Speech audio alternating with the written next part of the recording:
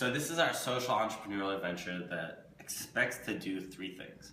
One, represent the city through our t-shirt.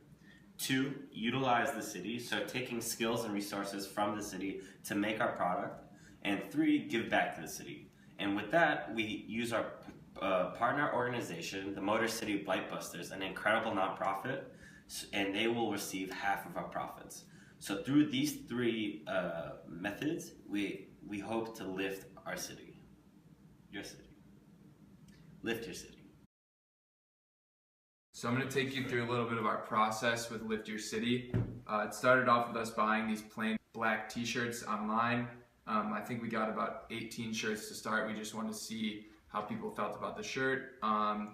We went to a couple artists, wound up getting some really cool designs. One of them actually wound up being a Michigan student from Detroit, so it worked out perfectly. We got an awesome design. We started creating the t-shirts.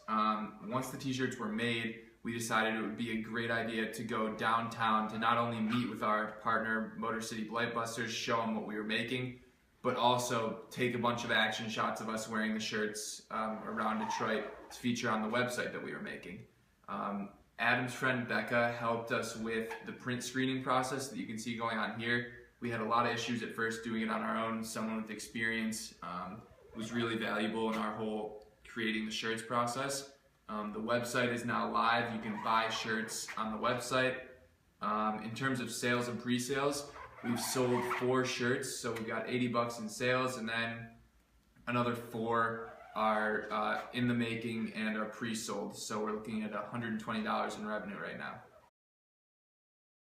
I happen to be traveling a lot during the semester, so I asked some questions in Los Angeles and Milwaukee. In both places, we found that people were interested in an idea such as this.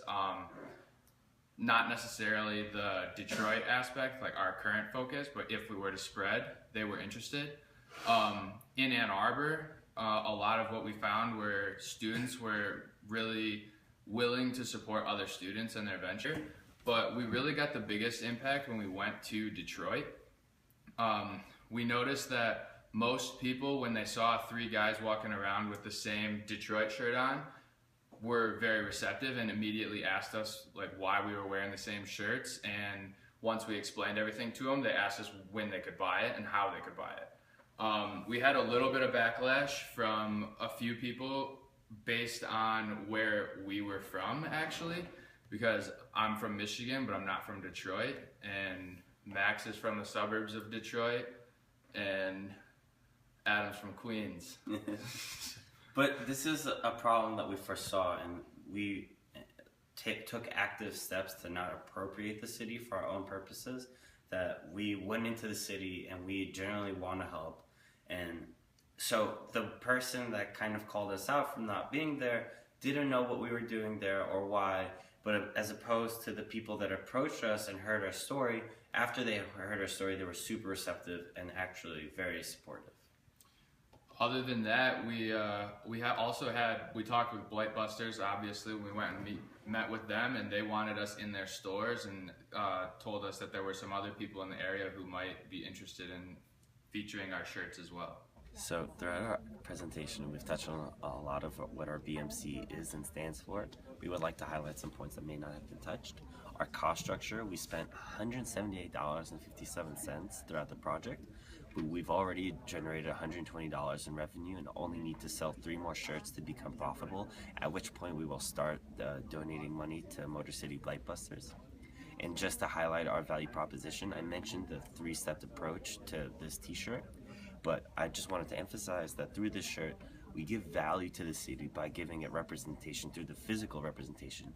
We support the city in the sense that we're sourcing people from the city, and we give back to the city through our donations.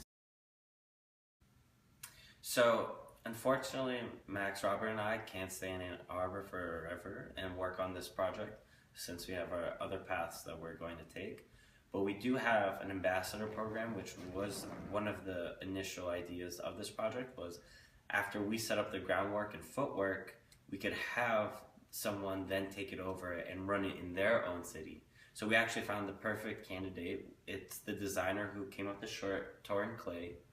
and he's gonna take this and run with it in Detroit and take it to the next level. And we are gonna try to generalize it to other cities. Tell them if they want it, they can come and get that.